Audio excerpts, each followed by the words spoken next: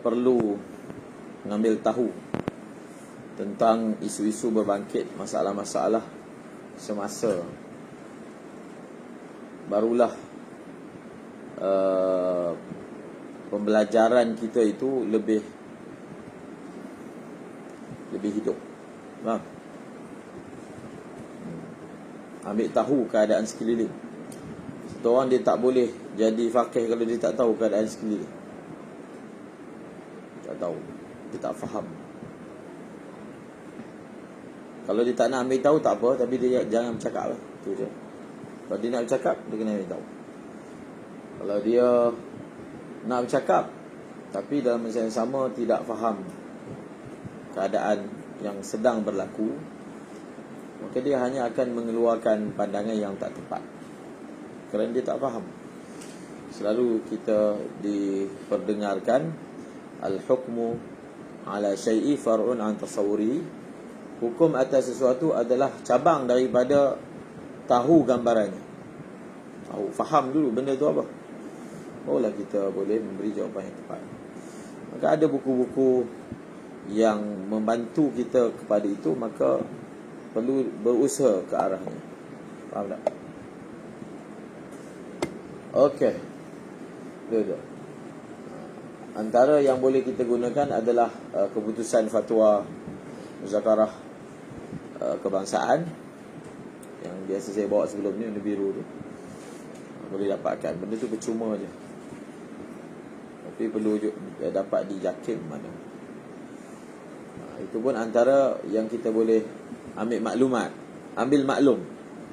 Sebab masalah kita belajar zakat ni dalam konteks negara kita, ada beberapa fatwa yang dikeluarkan bukan di atas mazhab Syafi'i. Maka realiti itu pun kita perlu tahu. Realiti itu apa dia. Sebahagiannya pun kita dah sebutkan dalam kelas kita. Tapi ia tidak bermakna kita akan terus meninggalkan mazhab Syafi'i. Secara peribadi, kalau fatwa itu masih ada dalam mana-mana mazhab 4, maka ada ruang lah untuk kita terima. Tapi kalau dia memang adalah fatwa yang mengambil qaul syadz misalnya, kita tak terima, walaupun difatwakan. Kerana 4 mazhab pun tidak bersetuju dengannya, maka dia jadi terlalu lemah daripada segi fatwa. Bukan asalkan difatwakan wajib kita mengamalkannya. Tapi pengetahuan tentangnya kena tahu lah. Contohnya semalam kita sebutkan tentang zakat gaji,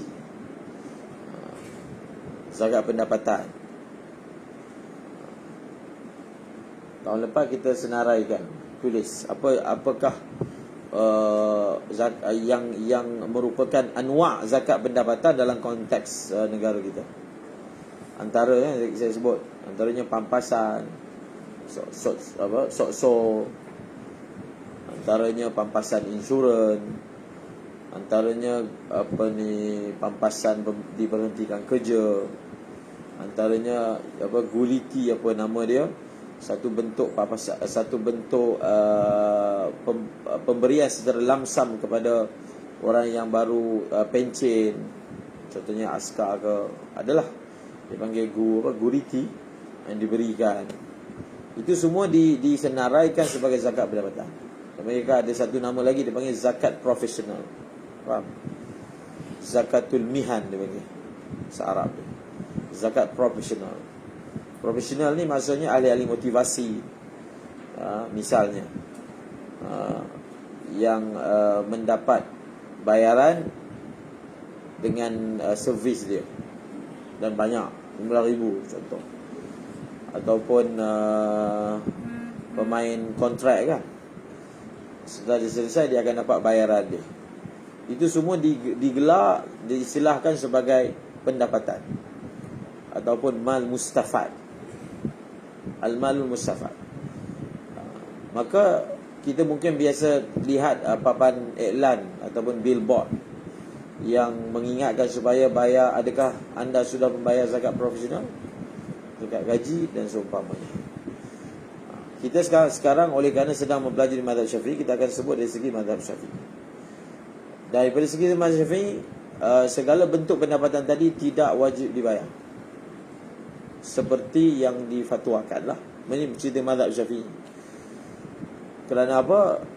Daripada segi yang disarankan itu, walaupun tidak cukup haul, dapat terus bayar dengan mengambil kira kias kepada zakat tanaman dan zakat buah yang tak ada apa, yang tiada haul, ataupun dikiaskan dengan yang depan, zakat galian ataupun zakat rikas.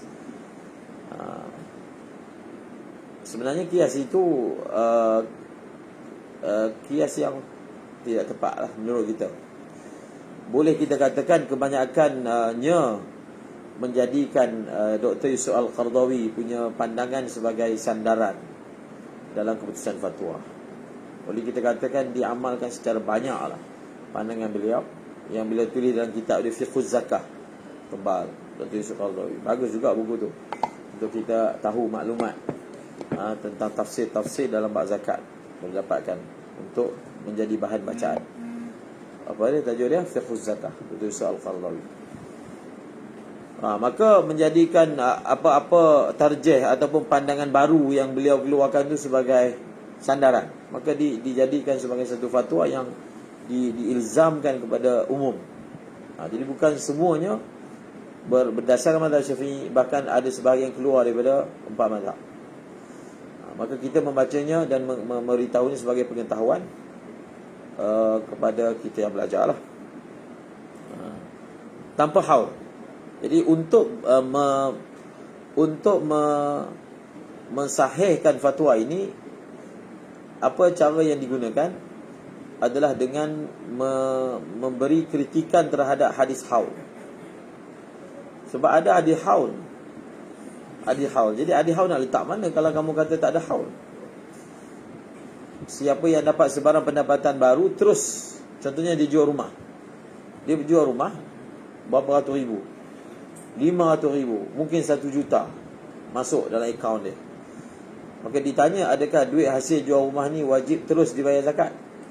Kalau jawapan berdasarkan mazhab Syafi'i, sekiranya wang tersebut ataupun berapa kadar jumlah yang melebihi nisab disimpan selama setahun selepas memperolehinya, maka barulah wajib zakat. Dia dapat 1 juta, dia joli, dapat ni dia bayar hutang, dia beli apa yang dia nak beli, adalah baki dalam akaun tu 200 ribu daripada sejuta.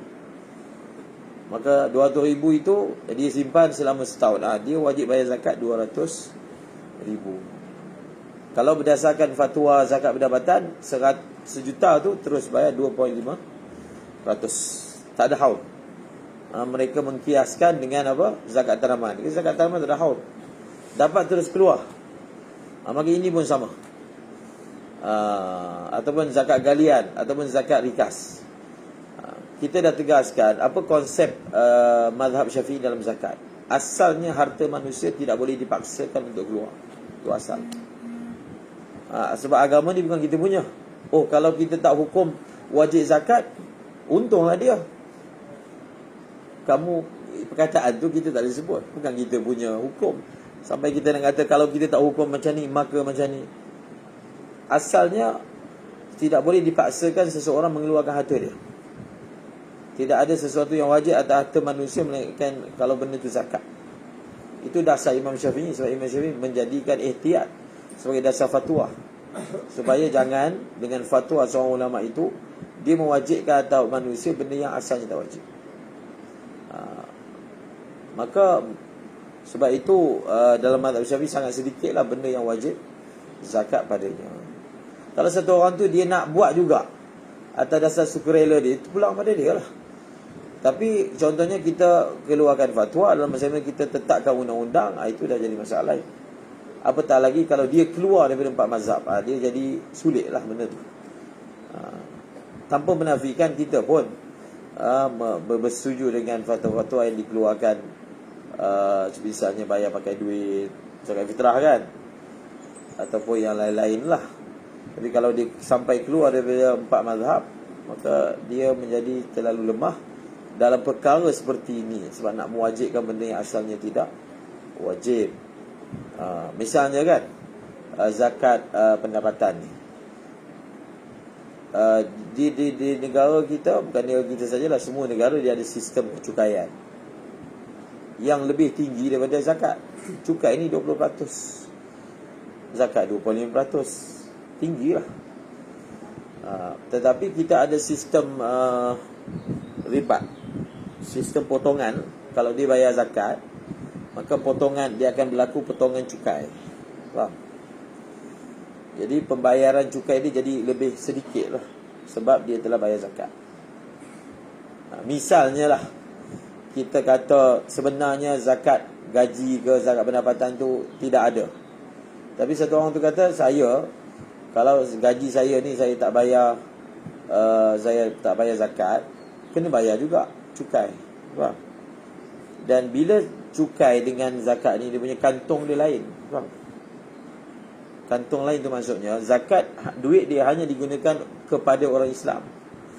Adapun cukai, maka dia adalah kantong kerajaan yang digunakan apa sahaja yang diperlukan oleh kerajaan. Maksudnya meliputi orang Islam ke bukan Islam ke. Jadi daripada saya masukkan dalam kantong cukai ni, lebih saya masuk kantong zakat, walaupun bukan atas nama zakat, paling kurang dapat mengurangkan dia punya cukai, tapi dalam masa yang sama dapat menambah kantong lah, tabung untuk orang Islam kan. Itu terpulang pada dia. Faham? Kalau dia berinisiatif seperti itu, terpulang. Tapi yang isu bangkitnya, orang yang mana gajinya sikit, sebenarnya tak cukup pun keperluan dia. Kita nak ilzamkan zakat atas dia. Di situ jadi masalah dia. Faham tak? Orang yang bisnes besar ni, dia kalau tak bayar zakat pun, dia bayar tu cukai, lagi besar cukai daripada zakat. Jadi kalau dia nak memikirkan untuk potong cukai masuk zakat, tak jadi zakat contohnya, tak cukup syarat, dia jadi sedekah. Kok mana pun dia jadi adalah merupakan kebajikan untuk diri dia, dan dia buat pun atas dasar sukarela dia. Itu tidak ada masalah. Faham tak?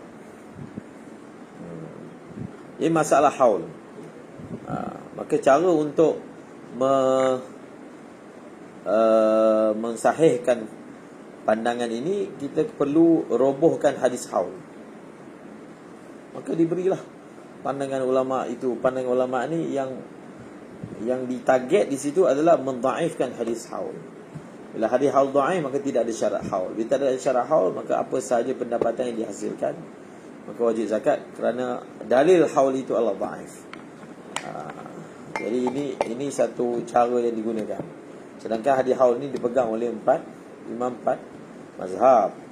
Maksudnya mereka mengeluarkan ijtihad berdasarkan hadis itu sudah cukup untuk meletakkan hadis itu di makam qabul. Itu kaedah kan, talaqqin nas al hadis bil qabul dalilun ala sihhatihi.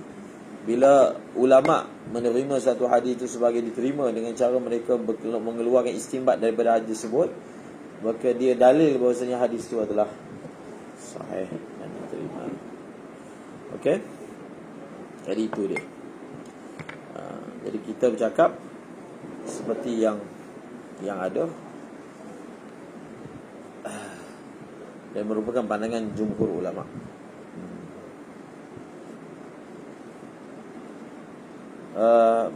Yang seterusnya adalah apa? Zakat galian dan rikas. Dia duduk bawah zakat emas perak juga sebenarnya. Cuma zakat emas perak ni dia ada simpanan, dia ada galian, dan dia ada rikas. Bendanya sama je, emas perak. Emas perak juga.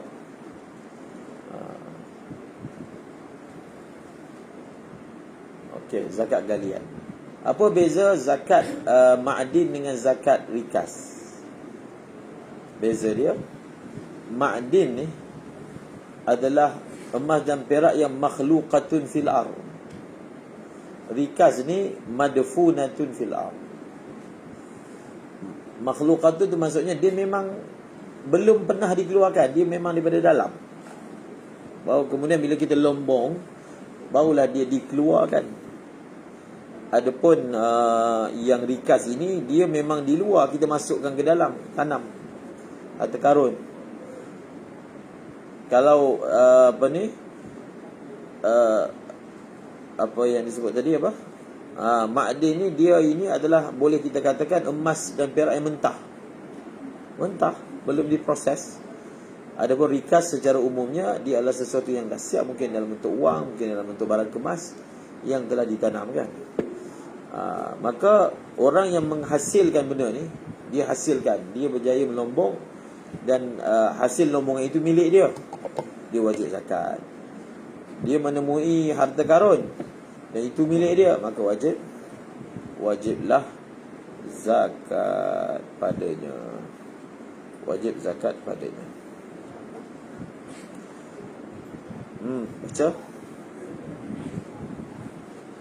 استفرد ذهبا أو فضة من معدن لزمه ربع عشره. Berapakah nisab bagi zakat ma'din? Sama saja, iaitu 85 gram. Kalau dia berjaya melombong 85 gram emas ataupun 200 dirham ataupun 555 gram perak, maka wajiblah dia membayar zakat. Berapa kadar zakatnya? Rubu'ul usyur, sama. Itu yang kita kata sama tu. Dia punya beza satu saja dengan masalah zakat emas perak sebelum ni. Beza dia apa? Tidak ada haul. Yang lain sama. Cuma masalah penjumlahan. Contohlah, dia lombong hari ni tak ada hasil, tak keluar. Lombong hari ni dapat 1 gram je. Pernah tengok kan orang lombong emas, dia macam mengayak tu kan, ayak-ayak, dapat jumpa berkilau. Sani je emas, ambil, letak, ayak, tak ada. Jadi dia kumpul sikit, dapatlah satu jumlah daripada emas. Jadi kalau untung-untung, ada tempat yang mana gunung tu dia punya ada emas, tak perlu nak korek, dia emas atas apa? Atas darat. Itu untunglah.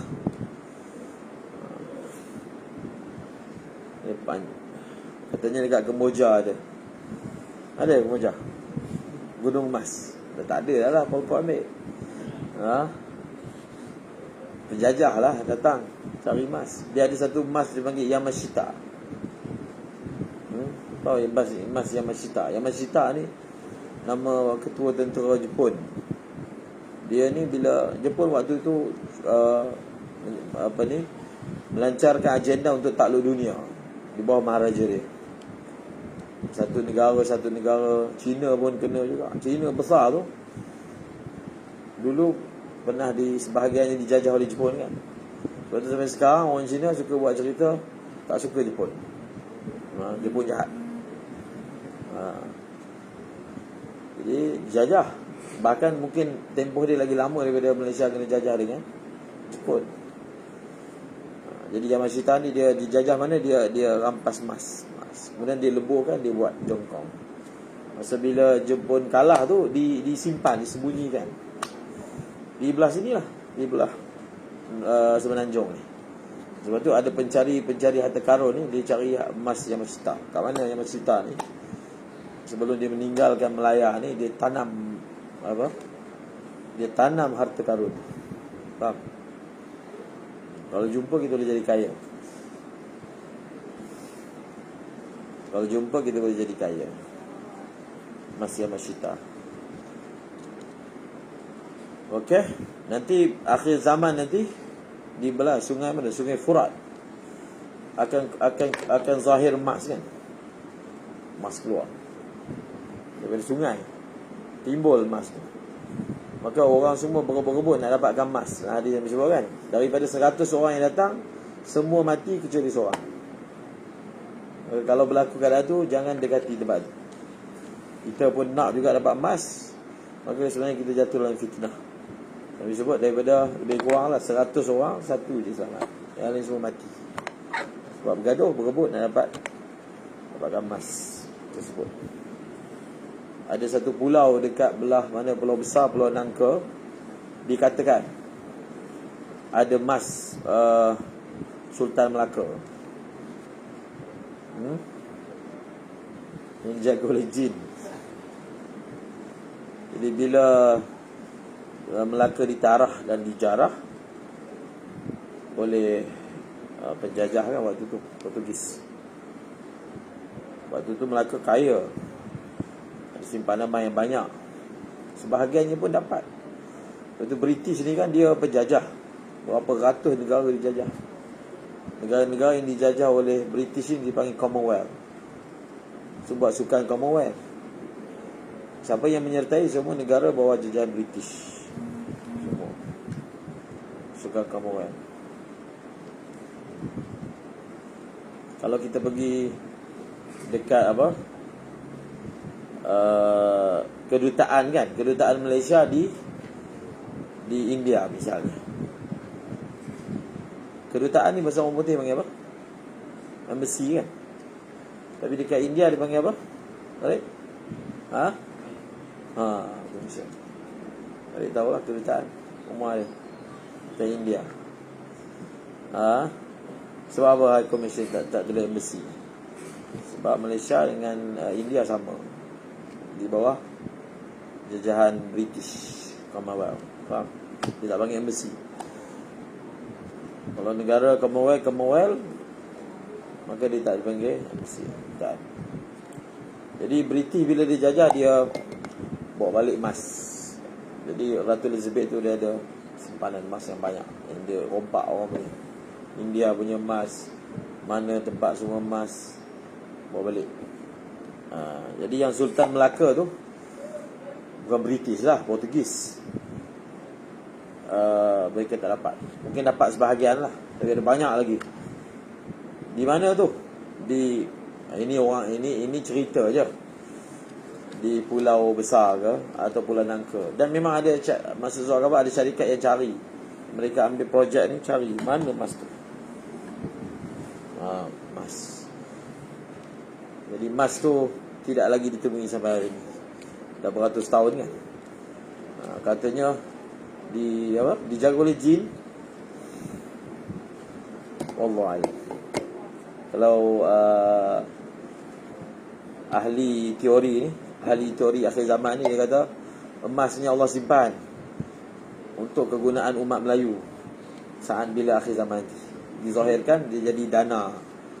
Waktu itu semua duit dah tak pakai, kita pakai emas je. Jadi mana stok emas tak cukup. Jadi ada dalam simpanan. Wallahualam. Okey, itu semua cerita lah yang dikisahkan.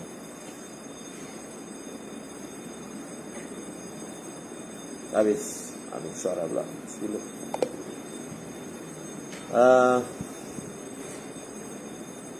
Galian. Baca. Wa fi qawli al-khumus. Maka ulama berbeza pandangan berapakah berapakah kadar yang wajib dikeluarkan zakat galian. Pendapat muktamad 1/40 ataupun 2.5%.